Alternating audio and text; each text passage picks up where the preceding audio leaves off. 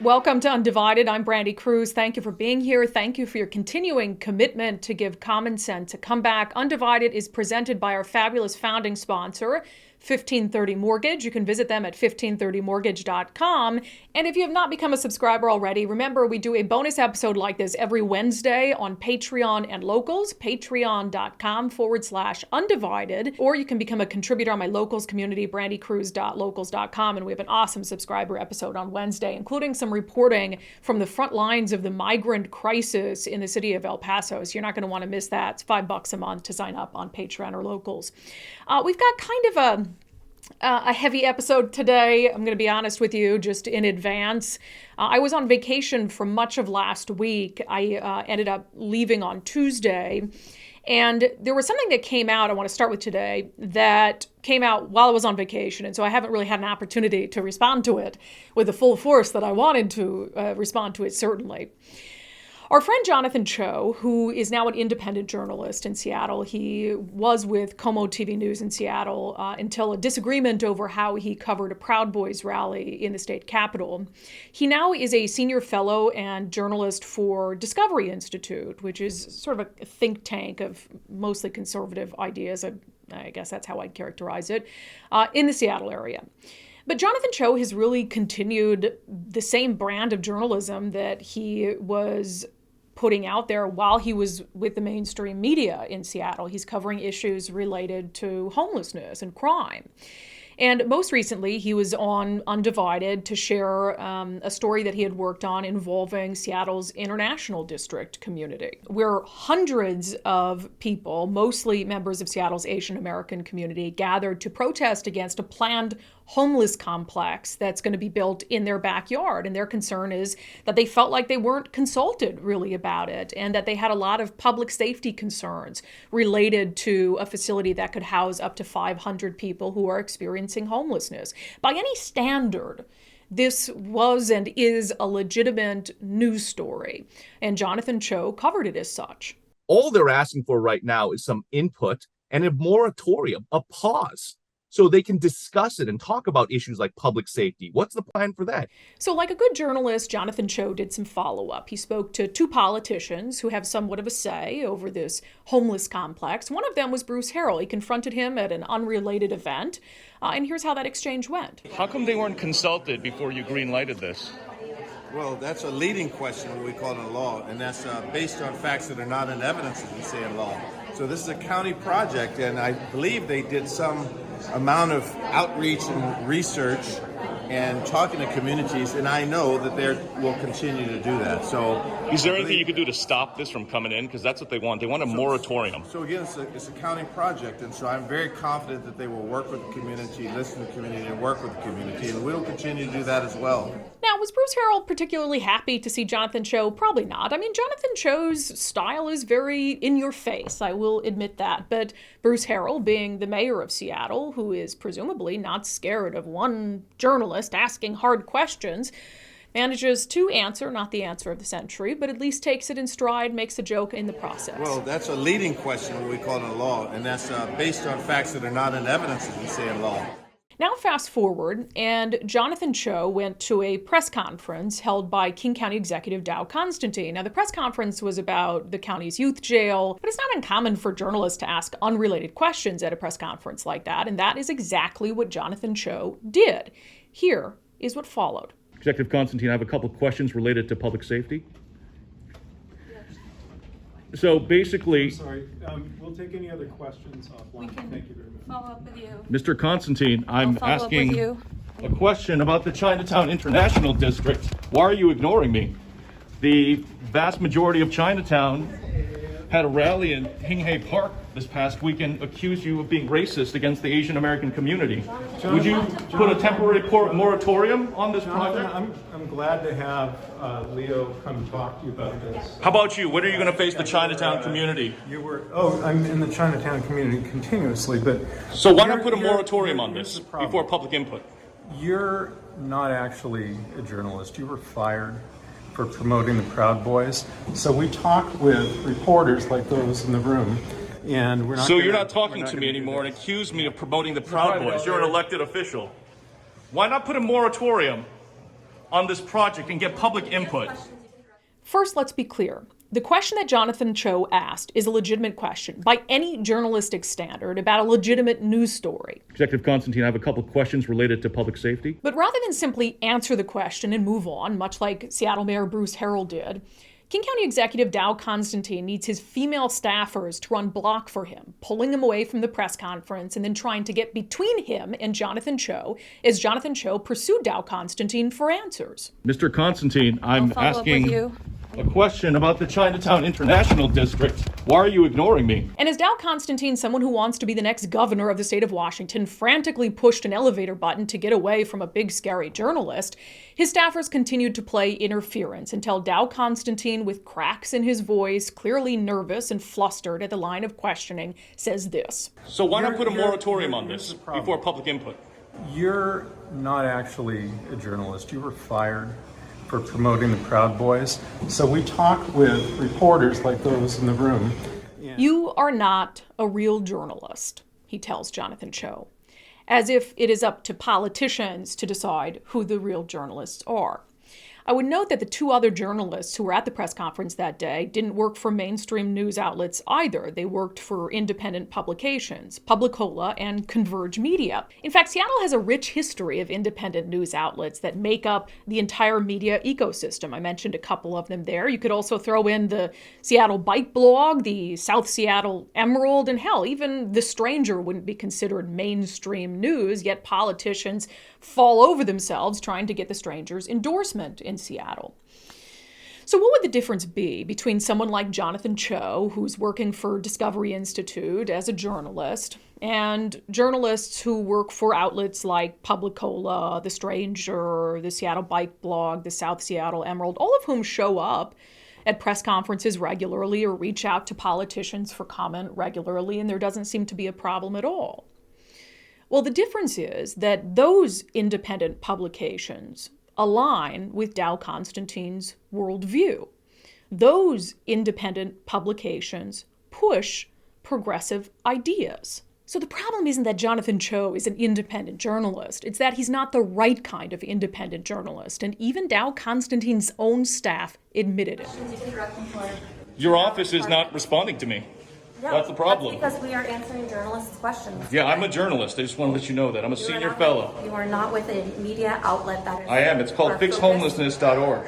Now, if this was just a one-off, then maybe an argument could be made that Dow Constantine just really doesn't like Jonathan Cho.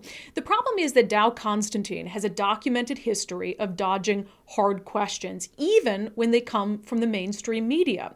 After all, I was with Fox 13 in Seattle for 7 years, and during that time, I did several segments on the fact that Dow Constantine's office refused to answer hard questions. One of them had to do with an undocumented immigrant who raped a wheelchair-bound woman, then got out of jail and attacked that same woman again. The problem was that King County's sanctuary policies prevented the jail from notifying ICE when the rapist was initially released. If they had, he would have been deported from the country and likely wouldn't have attacked his victim again. But when I asked Dow Constantine's office to defend the sanctuary policies in light of what happened, this is what they did. His director of communications communicated to me, "We don't comment on specific criminal cases because they involve decisions by separately elected officials." Well, isn't that convenient? That was in June of 2019. Fast forward to January of 2020, and I had to track Dow Constantine down at a press conference about battery-powered buses just to ask him about why the county needed yet another tax to fund the homeless response when they couldn't account for all the money they'd spent already. Again, I had to track Dow Constantine down at a press conference about buses after I got done with my shift on the morning show because his staff wouldn't answer legitimate questions about a very important news story. So again, this is a documented history that Dow Constantine has of refusing to answer hard questions. In this instance, he's just blaming his lack of an answer on Jonathan Cho because it is convenient. You were fired for promoting the Proud Boys. So we talk with reporters like those in the room. But the thing is, and this is important, I'm not mad at Dow Constantine. Dow Constantine is doing what politicians like Dow Constantine do. They try to avoid accountability, try to avoid hard questions, on their constant climb up the political ladder. After all, this is someone who wants to be governor someday. He doesn't want to have to answer hard questions. My issue is with the media. My issue is with every single mainstream journalist in Seattle who didn't stick up for Jonathan Cho, who didn't say something about Dow Constantine's treatment of Jonathan Cho, who didn't say something about the fact that Dow Constantine used Jonathan Cho as a scapegoat to avoid answering hard questions. When are you going to face the Chinatown community? My problem is with every single journalist in Seattle that lets politicians of their political persuasion off the hook when those politicians attack other journalists who might not align with their politics quite as well. You're not actually a journalist. Let me tell those journalists something. Dow Constantine doesn't have respect for you. He doesn't put you up on some special pedestal. He just knows that you're going to let him get away with not answering hard questions. He thinks you're weak. And when you sit back and say nothing, when you don't stand up for Jonathan Cho, all you're doing is proving Dow Constantine right. The following segment is brought to you in partnership with Future 42. Turn your frustration into action by signing up at future42.org. One of the biggest challenges when it comes to our state's public safety crisis is what to do with violent individuals who are mentally ill. There is this really vicious cycle that has played out many times where you have someone who commits a violent crime, is deemed incompetent to stand trial, but then they don't meet the threshold for an involuntary long-term civil commitment. So in some cases, they're just let back out on the streets to reoffend. Now there's a young woman who is speaking out and sharing her story. She survived an attempted rape in her Seattle apartment, only to find out that the man who attacked her, a man named Creek Singletary, may not serve a single day in prison. She and I chatted about the case, and I will note that we did agree to hide her identity. Well, first, thank you for doing this. I can't even imagine, but I'm sure it's not easy to continue to talk about. Let me just start by asking how you are. I mean, how you've been since this happened, and kind of the impact on your life. Yeah, it's been a pretty scary 2022 so far. Over the summer, I thought I was doing better. I had gotten at least better about being really worried to walk on the street, going inside and out of buildings, things like that. And now just knowing that the fact he could be released as a possibility is bringing back a lot of that just hypervigilance and kind of always having my guard up. Have there been any resources that you've been offered by the city or the county to sort of help you through this that you've been able to accept? I had a legal advocate assigned to me, and I'm really grateful she's been with me on this process. I just know that the system is already really hard for rape or attempted rape survivors, and I want to make sure I'm doing everything I can to make sure that justice takes place. Weird question, but is this the first time that you have been the victim of a crime? Yes. It is. And I'm from the Puget Sound area. I grew up here. I've lived in Seattle for 7 years. And really considered it home. Never felt scared on the streets. I love it here. And that morning, I could not believe it was real life. It felt like a movie or a bad dream.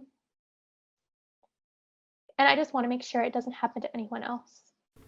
Before we started, you let me know, and it's totally understandable that you don't want to relive every moment of that day. To the extent that you're willing, tell people or try to characterize to people what you went through, because when we get to the point where we talk about the suspect and what may or may not happen to them, I want people to try to understand what you went through. So over the winter holidays, I was walking home from the grocery store and from a Starbucks run on my neighborhood's busiest street back home. And when I got back to my house, a man had followed me up the entryway from the street and was telling me this story about how he was a potential renter and he needed me to put my landlord's phone number into his phone. And I was pretty sure there are no vacancies, so I just tried to blow him off and I went inside. And in a split second, the door flew open behind me and I turned around. He was rushing inside and I knew something was really wrong. And we struggled. He was trying to muffle my screams. And he pulled out a knife and told me to be quiet and to go upstairs. He forced me to my bedroom, pulled off some of my clothes, and tried to rape me. I kept offering anything I could think of to make it stop, offering money, offering he could take anything in the house that he wanted. He turned it down. He offered to pay me. And he showed me a condom he had with him. And I really think the only reason I'm here today, or that something worse didn't happen, is because he didn't realize I'd had Bluetooth headphones in and I'd been on the phone with my dad, who obviously heard me scream when this person entered my house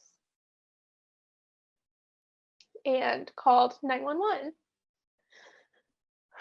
And eventually the man started hearing the voice come from my pocket where the phone was. And it is a miracle that right as he hung up the phone call, the police started banging on my front door. He jumped up and fled. I kind of pulled my clothes back together and he had locked the front door behind him. So I opened it to talk to the police and tell him he was running out the back door going around. And they caught him. And I found out later from the news that they also found black bondage tape and lubrication on him. And so oh, go ahead. And I, went to the hospital and got a rape kit right away. I was bleeding. I had kind of abrasions around my mouth from the gloves that he wore. And I remember talking to my friends kind of in those next few just kind of nightmarish days afterward and saying, if this had to happen, or if this, if I have to go through this, at least it is so clear what happened, that they caught him, and then after this I can be safe. I don't have to worry about it. And now it feels like that might not be true anymore. So in your mind, police showed up, they caught him, basically right there after he fled. So in your mind, there was really no question that, well, of course, this man's going to go to prison. There was no question. The furniture in my house was messed up. The coffee I was holding had splashed across the entire first floor. We were finding stains on furniture, 20 feet away. He had a knife. He had seemed very, calculated and deliberate when I talked to him. He locked the front door behind him. He asked me if anyone else was coming to the house. And I really thought it was going to be an open and shut case. So when did you start to realize that there were going to be questions about his mental state that might change the outcome of this case?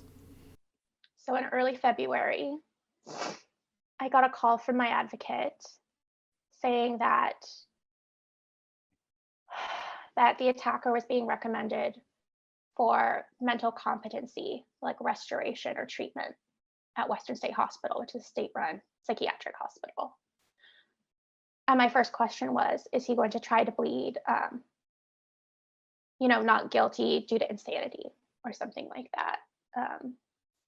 And she said, no, we see this in a lot of cases, people kind of deteriorate mentally once they're, being held. And so, we need to make sure that for a fair trial, he can participate in his own defense with his public defender. And I thought, okay, it's kind of a delay. I wish we could just get this over with. But they will do the restoration and we'll move forward. And I found out about 2 weeks ago from the prosecutor's office that an evaluator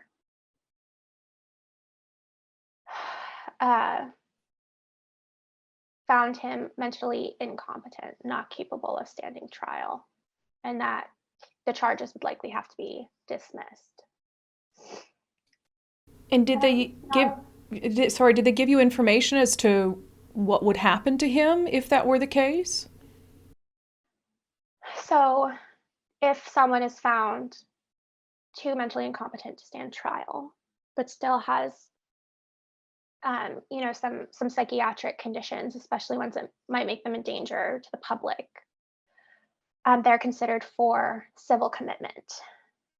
So every, 6 months or so, there can be a hearing to decide whether they need to continue being held at whatever facility they're at. And what worries me is we already know there's a backlog for Western State Hospital waiting for people to be admitted. My attacker had to wait from, I think, February to June to even be admitted. And I'm just worried that if there's too much demand and too little supply, that they won't be able to hold him. And, there are previous cases across the US that we've seen where charges are dropped due to mental incompetency. Overcrowded psychiatric facilities at some point let them go, and they almost immediately reoffend if they have a history of violent attacks already. When the attack happened, and you think back to, you mentioned he seemed very calculated. He locked the door behind him. Did you have any glimpse of someone who was mentally ill? It never crossed my mind that this was not planned and premeditated. When I was talking to my landlord getting out of my lease, I told her it wasn't just, the memories of that place that I couldn't live with, but the idea that I didn't know if this person had been watching me. I didn't know if they knew where I ran or where I got my groceries. And, when I asked my advocate, do you think this might be an attempt to plead not guilty by insanity? I asked that because I was so scared that might happen when I truly feel in my bones that was not my experience. And what I think is extra frustrating for me, at least, is unlike many, many other people, I even have a witness account right? My dad was on the phone, could hear me talking to this person, and the decision just doesn't seem to match up with the facts that I experienced, that this other person heard. And it just really scares me because if kind of these black and white facts of my case aren't enough, it makes me really worried for other women out there. What if this happens again? What if something happens and there's not a witness that time? Um, it just feels like a slippery slope.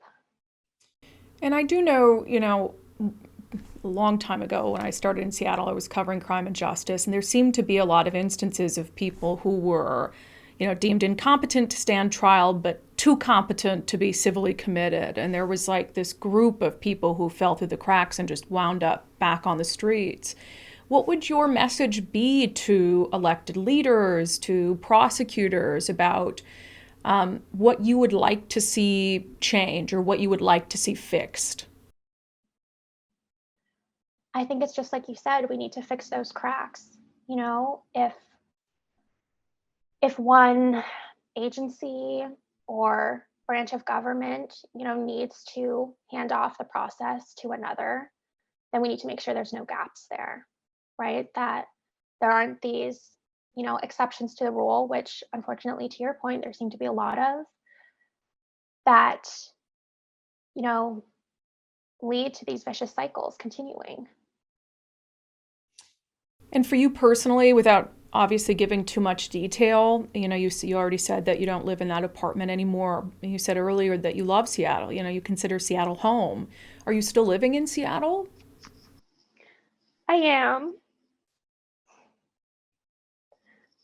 I don't know what to do if he gets out. He could come back. He knows what I look like. Like I said, I don't know if he had been watching me. I kind of made peace with the fact that like I would never know and that would be okay because he would be in prison for what he did.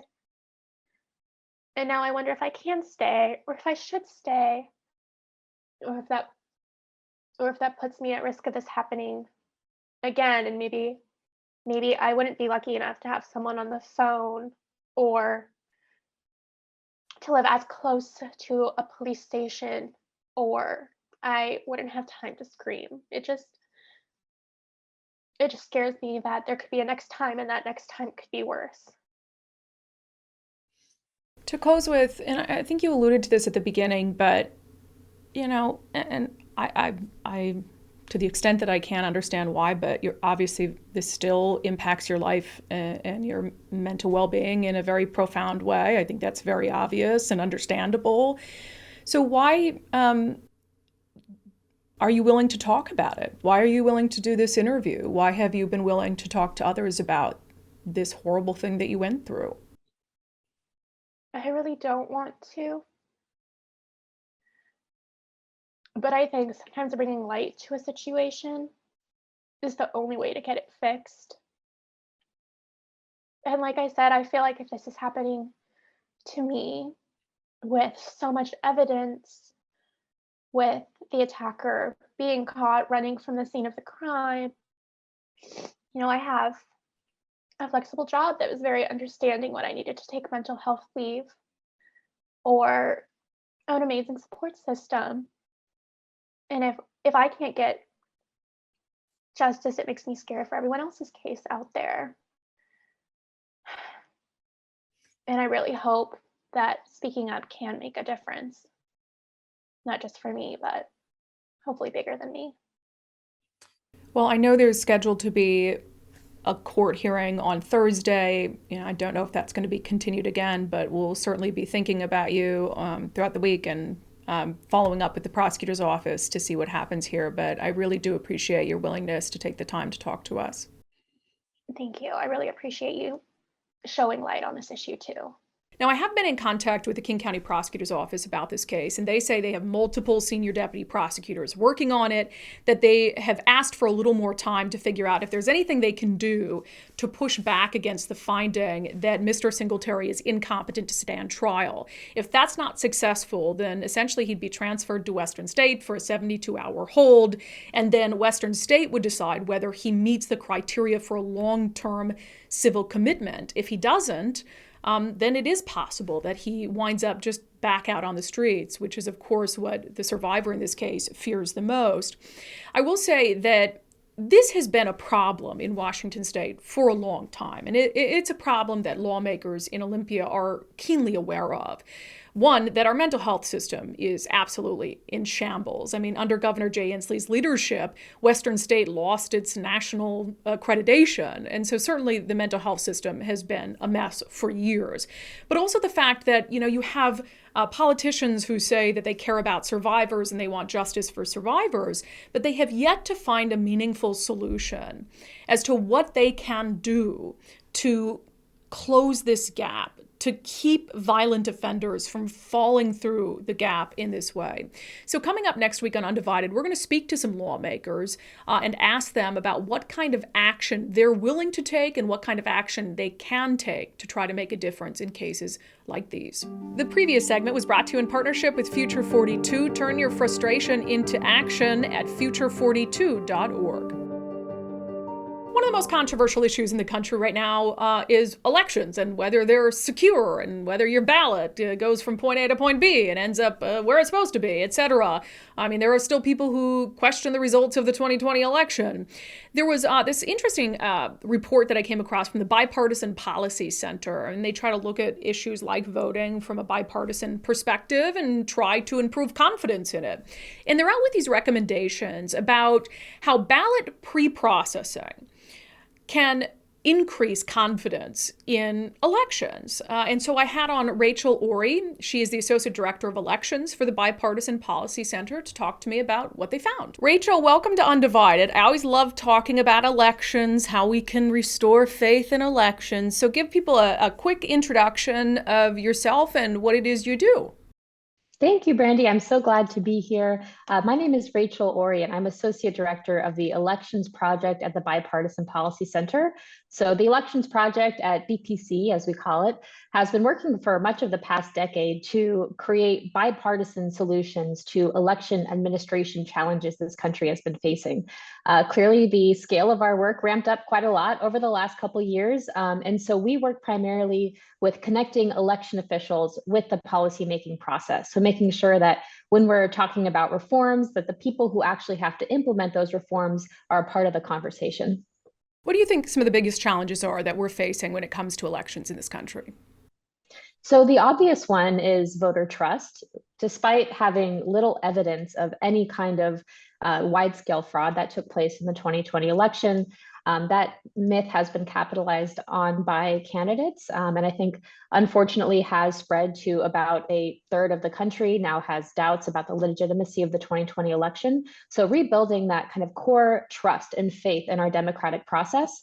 But in terms of the actual policy issues, there are a couple smaller scale things that we're really focusing on as BPC. So one of the ones, we just released a recent report on ballot pre-processing, which is kind of an in-the-weeds policy issue I'm sure we'll talk more about later. But it's these kinds of little things that when it comes to election administration, they actually have a big impact, even though the public doesn't often see the behind the scenes. Yeah, no, I want to dive into the election pre-processing because I think it's interesting. But, and I'll be, just for the record, on this show, we do believe Joe Biden is the legitimate president of the United States. But also, do I believe elections are perfect? Of course not, and there's little things here and there that can always be improved. In terms of states that you believe are doing elections very well, where does Washington State rank, which has had mail-in voting for a long time? Washington State ranks quite highly in our opinion, but we, contrary to some others in the field, don't believe that there is a one-size-fits-all approach to election administration. So, an all vote by mail election might work very well in Washington and Colorado, but we don't necessarily recommend it to states like Tennessee, where they have a better kind of balance of in-person and absentee and early voting. Some of the states that are doing elections really well, surprisingly to many, Georgia and Colorado. Earlier this year, we released a report with a series of other think tanks in DC from both sides of the aisle. And we put forward a series of minimum standards that we thought all states should meet in terms of election administration. And Georgia and Colorado were the two states that met every standard. So those are things like having voter ID, having regular list maintenance, which means that you're making sure that the people on the voter rolls are supposed to be there, having early voting ahead of election day, no excuse absentee voting. These aren't the kind of crazy recommendations that some groups are making, but they're just these basic parts of the process that we think every state should have in order to meet their voters' needs. Yeah, the fact that you mentioned Georgia is interesting because the left has been critical of some Georgia voting laws. The right has been critical of Georgia when it comes to voting. And you're saying they're doing it pretty well. They are doing it pretty well. I mean, if you look in 2020, we had to have them to thank for the reason that 2020 was one of the most secure elections in U.S. history, because they had completely rolled out paper ballots, which was a big part of why they were able to audit the results of the 2020 election and ultimately do a full hand recount, which I think has been an important part in pushing back against some of the conspiracies that we've heard about the election. They also balance really well the security and the access points. So Georgia has pre-processing, which we'll talk about more. They have early voting. They also have good list maintenance, good identification policies, good audits. So these are the things that we really think need to go together in order to build both a secure and accessible system. Yeah, I mean, I think a lot of people who are listening will really like the tone and the approach that you're taking with this, because most, people who are common sense, they want as many people to vote as possible who are legally allowed to vote. But they also want to make sure that there are steps in place to ensure that they are legally allowed to vote. And it sounds like that's kind of the balance that they're striking in Georgia that's effective. So in this report that was released on ballot pre-processing, when I read it, I'm like, pre-processing? What do you mean by that? What is ballot pre-processing? So pre-processing, it's just another kind of wonky piece of elections terminology. We have so much of it, but basically it means that when a voter is mailing in their ballot and it arrives to the election office before election day, in some states, the election official isn't really allowed to touch that ballot other than putting it in a whatever secure bin that it's going to be in until election day. But pre-processing allows an election official to take that ballot and they're able to something like verify the identity of the voter. So if the voter has filled out their outer ballot envelope with their name, address, signature, the election official is able to confirm that that voter is a legitimate voter who is allowed to be voting by mail in that election. In some states, that also includes allowing the election official to open the ballot when it comes on election night, when election officials aren't allowed to do anything with the ballot until the polls close.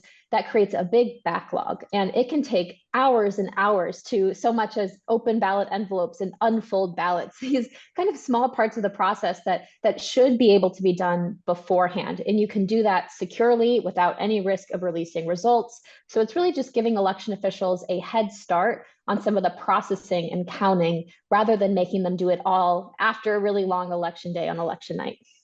So is the idea there to do away with these sort of periods of time where there aren't results? Do you think if you can close that, you can build trust in the system? That is the hope. So we consider that period between the close of polls and the release of unofficial results to be one of the periods that is most vulnerable to mis and disinformation about elections.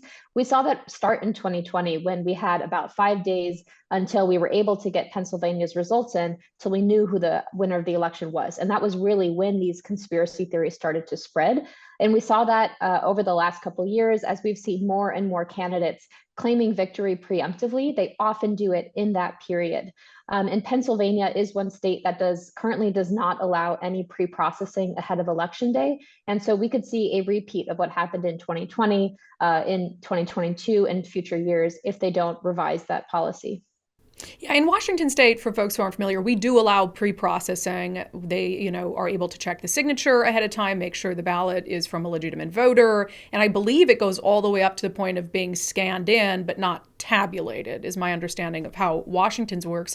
But even with our system, there are still people who doubt it. There are people who don't, they believe that if they count the votes early or they scan the ballots early, that you've got somebody in the back room who's like, oh, is the Democratic candidate behind? Then let's find some ballots for them. I mean, how do you even contend with that level of skepticism in the system?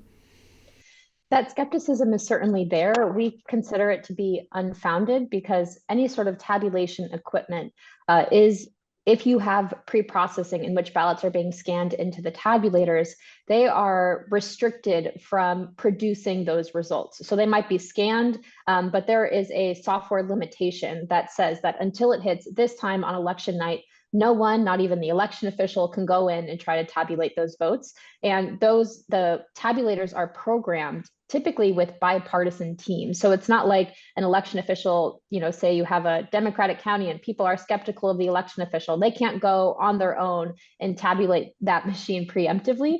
Many states also have like significant criminal or felony charges for attempting to see or release results preemptively. So there are a lot of processes in place to prevent that from happening. One other aspect of that I like to point out is that if ballots are coming in before election day by mail, even if they're only the no or the excuse required absentee ballots that have a lot of restrictions, having those come in and sit in a box somewhere without having the identity verified, without being prepared or scanned into tabulators, it increases the risk that something could happen to those ballots before they're tabulated. It could be something like a natural disaster. Say there's a fire in the building, all those ballots are lost without any record. Or it could be something like more human tampering that we've seen and the kind of skepticism around. But actually scanning those into tabulators creates a backup record so that that if something has happened to the ballots, you can identify it. Yeah, and I think most people would agree that when you've got like 5 days before you've got meaningful results coming out, then you're saying, the conspiracies abound because you're like, they're back there fiddling with things and, counting things. But how much of the challenges that we saw in 2020 were related to states having to figure out how to deal with the pandemic? Much of it was having states responding to the pandemic. I mean, we saw a huge expansion, pretty much a doubling of the amount of ballots that were being sent by mail in 2020. And we had some concerns about whether our election administration system would be able to adapt on such a quick turn of a dime, because the election administration system in this country has been pretty underfunded for many decades. And so we were really impressed, and it really shows the dedication of election officials that we were able to turn and adapt and get these ballots to voters. But it was resulted in the fact that many jurisdictions that previously had no no mail voting were handling thousands or tens of thousands of ballots in this way. So it did create a slight delay. And in many states didn't have processes like pre-processing, or they didn't have machine tabulators or high-speed machine tabulators in place in order to handle those ballots. But I think we are a lot better prepared now. But we still could face the delays. I think much of it would be solved by pre-processing. So you guys came out with 3 bipartisan recommendations to improve this process. What are they? So they are to provide at least 7 days before election day for pre-processing. We think that's the minimum number that any kind of jurisdiction, whether they have a lot or a little of mail voting, should accommodate. The second would be to permit election officials to scan ballots into tabulators before election day. Again, that's going back to the idea that it might actually be more secure to have that backup record on hand and have them scanned in before election day. And the third is to give voters sufficient time to correct, or what we call cure, issues with their ballot. This one we haven't touched on yet, but when, say, a voter sends in their ballot and their signature doesn't exactly match the one on file, if you're not able to verify that signature until election day, you don't have a meaningful amount of time to contact that voter, let them know that there's been an issue, and give them a chance to fix it. This is not only a voter access tool, but it's also an important security tool, because if there is a voter who is trying to submit a ballot that is not their right to submit, it makes sure that they are being identified and contacted and being forwarded, if it is a fraudulent ballot, forwarded to the relevant authorities. And just so it sounds obvious, but just so we're crystal clear, pre-processing, none of those recommendations involve releasing or tabulating results before election day. No, they specifically do not. We are supportive of strict requirements or strict penalties for any kind of malfeasance when it comes to the early release of results. That is just a not unacceptable stance that if anyone were to do that, we would not permit it. Quickly, it's a little maybe off topic. I don't know how much you care to weigh in on it, but talking about like strict penalties, like you said, there are going to be cases of voter fraud because there are opportunities for fraud that people might take advantage of, but there are laws on the books to penalize that. We saw Governor Ron DeSantis in Florida with his election task force announce these arrests of individuals, in most cases murderers or rapists, who voted who were not allowed to, and then it came out later, well, they actually had valid voter cards in Florida. What do you think of that case in Florida? Is that one that's the fault of the state or the fault of people who should have known they weren't allowed to vote?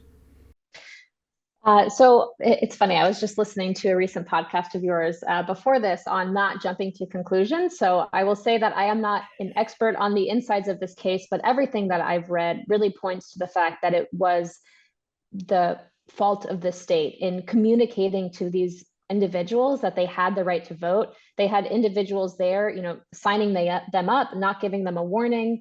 I don't think it's fair to expect voters to be familiar with the inside statutes of election law. And if they tried to register to vote, they should have been told that they weren't eligible. I think that it is unfair that an individual who was helped throughout the process by a government employee and not given any warning that this was illegal activity could then be arrested for doing so. It just seems unfair and potentially anti-democratic to me. Yeah, and that's the side I came down on, is like, well, that's like the defense's exhibit A, is the state let them do this. So if anything, the good news is that it points out a problem in the system, that these people were allowed to get voter cards that hopefully the state of Florida can deal with. Well, let's end with this, Rachel. I think these are just interesting proposals and possible solutions. I don't know that we're going to be able to eradicate the doubt that some people have in our democratic process, but what are your hopes for our ability to kind of move past this period where you have,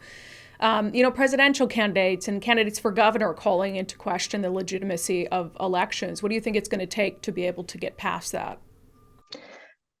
That is a hard question. A lot of it, so the structure of our government has often relied on good faith candidates and legislators to follow the rules of the road and not take advantage of them. We see now that good faith reputation is being threatened. So it really comes down to the American people and voters to decide what we are willing to accept in our democracy. My hope is that after 22 and potentially going into 2024, voters take a hard look at what is going on with the rhetoric that is being spread without evidence about elections and reevaluate how much our democracy matters to us. And I think once people understand just how under threat it is, they might be able to come together and have a conversation, which is exactly what you are trying to do and what we're trying to do at the Bipartisan Policy Center as well. All right, Rachel, Ori, good stuff. I'm really looking forward to seeing how states sort of learn from 2020, some of the challenges presented to them. And I think everyone should be on board with making sure that our election system is as secure as possible. So some interesting stuff. We appreciate you joining us. Awesome. Thanks, Brandi. Before I let you go, I want to read some comments that you guys had in regards to the Jonathan Cho, Dow Constantine situation. Karen says, stop voting for the same people. They feel so entitled. I mean, it's hard to argue that he didn't feel entitled in that clip. Robert said, the definition of insanity is doing the same thing over and over and expecting different results. Keep on electing the same officials. Deanna says, when does a politician get to decide who is press and who isn't? I tend to agree, Deanna. In fact, there was this, somebody pointed out an RCW in Washington State, where state law actually defines who is a press, which I'm not really sure. I mean, it's in related to protection from compelled disclosure of documents. But anyway, by this RCW definition, I would think that Jonathan Cho certainly would qualify. It says, any entity that is in the regular business of news gathering and disseminating news or information to the public by any means, including but not limited to print, broadcast, photographic, mechanical, internet, or electronic distribution.